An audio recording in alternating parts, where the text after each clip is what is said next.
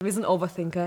Wir sind die Vater von Overthinker. Ich bin auch die Vater von Overthinker. Wir sind die VäterInnen von Hey Leute, was geht ab? Wir sind hier zu zweit. Yes. Wir sind nicht dieselbe Person, wie das manche von euch denken. Zwei unterschiedliche Menschen, die Bock haben auf diesen, aber vor allen Dingen auch auf alle anderen Kommentare zu reagieren, die ihr uns so über die letzte Zeit hinweg auf diesem Kanal dagelassen habt. Weil es waren so unfassbar viele und tolle und lustige und spannende Kommentare, dass wir dachten, ey, yo, es wird Zeit für ein Kommentare-Kommentieren-Video. Unser oberaffengeiles Team hat sich die Zeit genommen, hat die sich rausgesucht und da sollen wohl ganz viele geile Sachen drin sein, habe ich mir sagen lassen. Wir haben sie noch nicht gesehen. Nein, ich habe ein bisschen Angst. Same, aber ich habe gehört, das sind persönliche Stories mit Liebe. Ein bisschen Hate ist auch dabei. Was? Ich kann nicht mit Kritik umgehen. Nein, wir freuen uns. Yes. Ich würde sagen, let's go. Unter dem Video, warum es egal ist, dass du in der Schule beliebt warst, Rock Talk schreibt, endlich jemand, der bei Sport auch immer als letztes gewählt wurde. Hat mich früher total runtergezogen. Boah, dich mich auch? auch. Immer. Ich wurde fast immer als letztes gewählt. Also ich war immer als erstes. Obviously, das habe ich sowieso gar nicht hinterfragt. Aber es war immer dieses Gefühl, immer wenn ich wusste, wir haben Sportunterricht, hatte ich schon Angst davor. Ich habe mich unsicher gefühlt, irgendwie immer total beobachtet und verurteilt. Obwohl ich eigentlich so in meiner Freizeit super gern Sport mache. Aber ich dachte, du bist voll die Sportmaus. Sportmaus. Sportmaus. Ich dachte, du bist so voll drin im Sport. Was soll das? Was soll das? Nicht in der Schule. Frederik schreibt, Frederik. ich verachte diesen Kanal und protestiere dagegen, dass unsere Rundfunkgebühren für diesen Crap ausgegeben werden. Ja. Frederik. Warum so wütend? Also die Rundfunkgebühren sind nicht dafür da, nur die Tagesschau und seriöse Nachrichten rüberzubringen. Es ist auch dafür gedacht, Leute zu unterhalten, viele verschiedene Menschen, auch junge Menschen zu erreichen. Und auch Frauen zu erreichen. Ja. Und ja, es kann sein, dass euch das, was wir machen, nicht interessiert.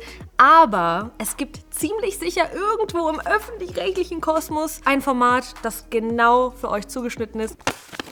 Dieser Kommentar war unter dem Video Plötzlich Akne, einfach Pickel oder psychische Belastung. Julosch schreibt, habe nach dem Absetzen der Pille auch schlimme Akne bekommen und mich dann hinter so viel Make-up versteckt, bis ich irgendwann beschlossen habe, dass ich auch so schön bin. Bin dann ungeschminkt zur Arbeit gegangen und habe mich so stark gefühlt und war echt stolz, bis meine Kollegin gesagt hat, ich sehe total schlimm aus. Ich bin dann weiter ungeschminkt zur Arbeit gegangen. Das war mein Brust-raus-Moment. Damn! Das lieben wir! Heavy, das ist stark. Lieben wir. Julosch, du hast was gemacht, was ich mich nicht getraut habe. Und deswegen meinen vollsten Respekt dafür. Und noch geiler, dass du dich nicht hast unterkriegen lassen. Weil auch da, glaube ich, wäre ich nicht so stark, wie ich gern sein würde, wenn ich jetzt mal ganz ehrlich bin. Von daher lieben wir.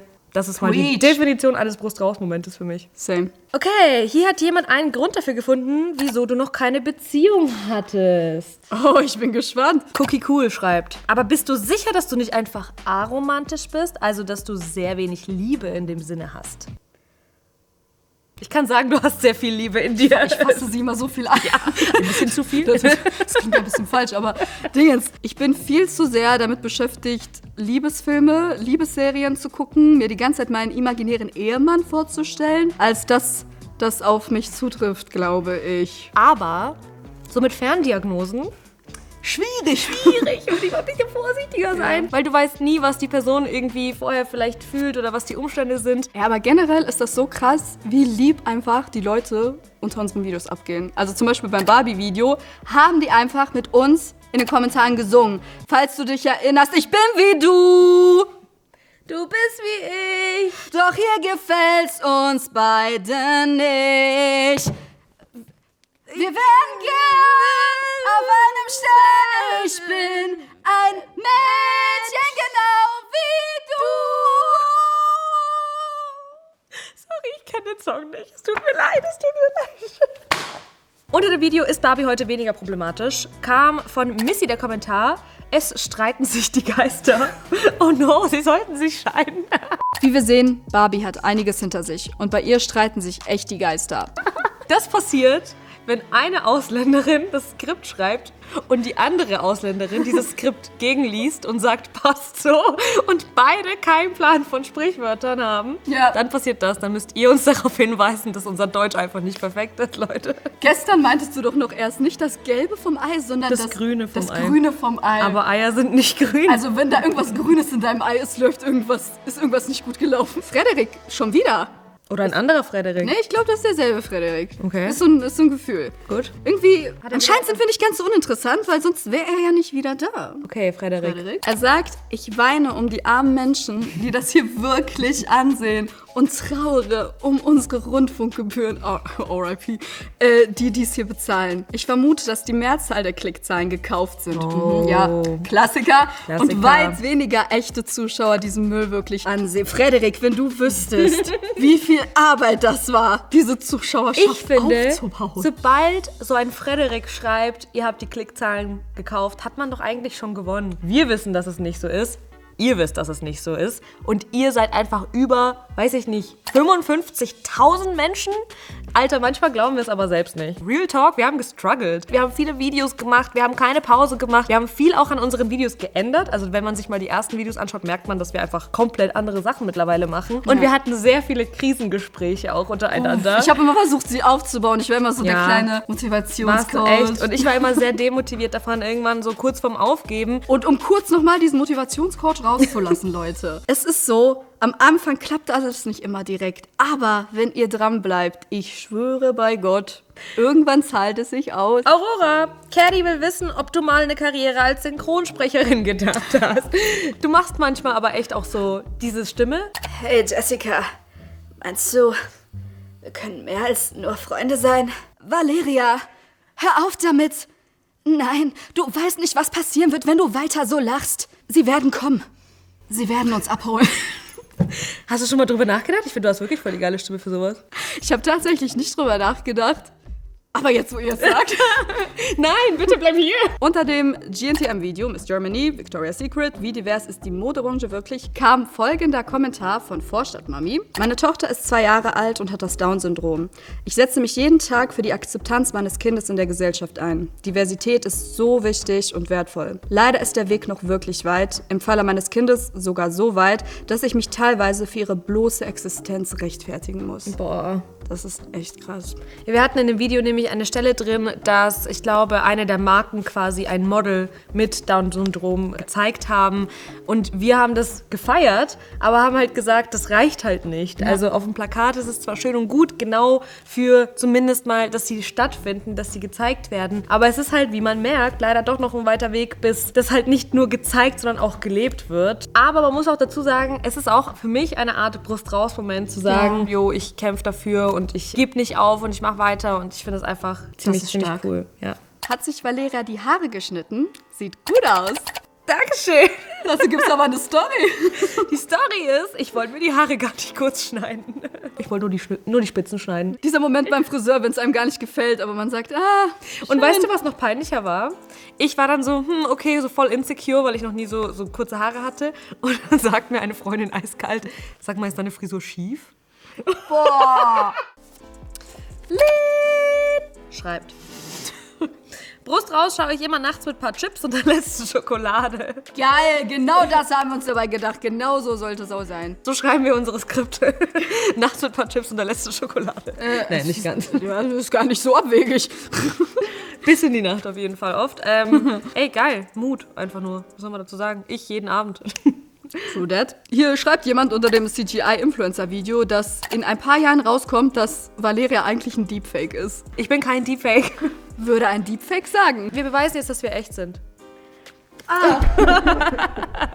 Verdammt. Okay, jetzt haben wir einen Kommentar von Buttercup. Ich finde es cool, dass ihr Inhalte, die man eher aus amerikanischen Videos kennt, quasi nach Deutschland bringt. Wir schauen, glaube ich, privat einfach sehr viele amerikanische YouTuberinnen. Und wir haben uns aber auch gedacht, irgendwie voll schade, dass es das in Deutschland nicht so gibt. Ja. Aber wir versuchen natürlich immer auch unseren eigenen Spin noch dazu zu geben und natürlich das alles auch nochmal gegen zu checken und zu recherchieren. Aber cool, wenn es euch gefällt, auf jeden Fall. Nothing to add. Motivationscoaches, das Problem mit dem Selbstoptimierungswahnsinn. Oh yes. Der Kitzelfuchs schreibt... Oh. Liebe Aurora, habe eine ähnliche Reise wie du hinter dir. Damals vor einigen Jahren war bei mir eine Trennung daran schuld, dass ich extrem in diese Persönlichkeitsentwicklungsszene gerutscht bin. Damals mit dem Ziel, wieder glücklich zu werden. Mir geht es so viel besser, seit ich mit diesem ganzen Wahnsinn aufgehört habe und habe das Gefühl, mehr zu wachsen, wenn ich mich einfach auf meine eigenen Fähigkeiten und Tätigkeiten im Alltag konzentriere. Und es okay zu finden, an freien Tagen mal bis 11 Uhr im Bett zu liegen und gelegentlich auch mal eine Tiefkühlpizza in den Ofen zu schieben. Eine Zeit lang habe ich mir das selber verboten. Oh, das ist für mich Brust-raus-Moment hoch 100. Ich fühle das zu 1000%. Also mir ging es eigentlich safe Hast du dir auch genauso. sowas verboten? Ja, was zu ich habe mir das auch, ich habe mir verboten auszuschlafen, ich habe mir verboten Ungesundes zu essen, also ne, so Tiefkühlpizza, Süßes oder irgendwie sowas. Und naja, das macht einen einfach Schritt für Schritt immer unglücklicher. Und als ich eben geschafft habe, sozusagen da rauszukommen, habe ich auch gemerkt, dass einfach das ganze Leben einfach besser wird und ich mich auch besser fühle und ich trotzdem Fortschritte mache. Und das heißt übrigens nicht, dass wir Meisterinnen darin sind, das schon so zu machen. Ich glaube, Ja. wir beide sind trotzdem Leute, die da sehr damit auch ab und zu strugglen und auch immer noch diese Gedanken haben zu sagen, also bei mir ist es zumindest so, dass ich mir irgendwelche Sachen auferlege und dann merke, come on, Alter, so, tu's nicht. Ja. So. Keine Total. Ahnung, es ist ein Prozess. Aber Kitzelfuchs hat es, glaube ich, geschafft, mittlerweile da rauszukommen. Ja. Und deswegen, Genau. geil, richtig geil. Mal den Bogen geschlossen. Hier, Shoutout an dich, Kitzelfuchs. Ja, Mann, wir sind stolz auf dich. Das ist unter dem Video von Pretty Privilege, wieso wir diesen Verbrechern und Mördern alles verzeihen würden. Janska hat geschrieben, eine Nachbarin meinte zu mir, dass ich ja zu gut aussehe, um Depressionen zu haben. So viel dazu. Ja, Bro, what? Was ist das? was hat das eine mit dem anderen zu tun? Also das zeigt für mich einfach, wie real manchmal Pretty Privilege ist, dass man halt schönen Menschen aber auch manchmal das abspricht, dass sie Probleme haben. Ja, Also, und wir merken ja anhand von sehr vielen Leuten, die in der Öffentlichkeit stehen, die irgendwann erzählen, dass sie mit psychischen Problemen strugglen, dass sie auch Krankheiten haben. Das eine hat mit dem anderen absolut rein gar nichts zu tun. Oder so diese typischen Tipps, nimm mal Vitamin D3, geh mal raus spazieren, geh mal an die Sonne, dann wird es schon. Na, people, diese Krankheit muss noch so viel mehr ernst genommen werden. Don Bon schreibt, ich bin ein weißer Mann, ein Handwerker, ein Sportschütze, ein Fleischesser. Aber trotzdem feiere ich eure Videos. Ich verstehe aber nicht, wieso ihr in eurer Infobox den Kanal auf Frauen bezieht. Ich finde Interessen an fast allen Videos. Und deswegen haben wir die Kanalbeschreibung umbenannt. Just for you. Don Bon. Er war mega geil. Finde ich cool. Mega geil, mega geil. Genauso soll es sein. Nee, wir haben übrigens die Kanalbeschreibung geupdatet, einfach weil wir selbst gesagt haben, wir möchten uns nicht mehr limitieren. Eigentlich ist dieser Kanal und diese Videos sind für alle. Schreibt bitte unter das Video für Frauen und Don Bon. Leute, das waren krasse Kommentare. Das waren coole Kommentare. Das soll ich nochmal machen, weil du gerade Ja, was weil okay. Leute, Leute, vielen, vielen Dank euch für diese, aber auch alle anderen Kommentare, die hier jemals auf diesem Kanal geschrieben wurden. Alle. Danke euch, dass ihr da seid. Und wenn ihr Bock drauf habt, machen wir das gern nochmal. Das hat uns nämlich Spaß gemacht, oder? Ja. Also mir hat Spaß gemacht. Also mir nicht, ne? Spaß doch mir auch. Ey, aber einen Kommentar habe ich noch. Und zwar, dieser Kanal heißt Brust raus, aber enthält kein einziges oben ohne Thumbnail. Bitte boykottiert diesen Kanal wegen falschen Werbeversprechen. Machst mal ein Thumbnail mit oben ohne und dann zensiert, weil der YouTube-Algorithmus, der würde natürlich weibliche Brustwarzen sofort zensieren. Leute, Nippel ist Nippel. Egal, ob da Fettdrüsen drunter sind oder nicht. So nämlich. Begreift es. Dann können wir nur sagen, lasst gerne einen Daumen nach oben da, einen Kommentar, falls ihr irgendwas noch hinzuzufügen habt. Abonniert den Kanal, falls noch nicht geschehen. Hier kommt ihr zum Video zum Thema Cancel Culture. Und hier kommt ihr zum Video über die Schattenseiten des frühen Ruhms Kinderstars. Und wir sehen uns nächste Woche wieder auf diesem Kanal. Bye! Guten Abend und gute Nacht.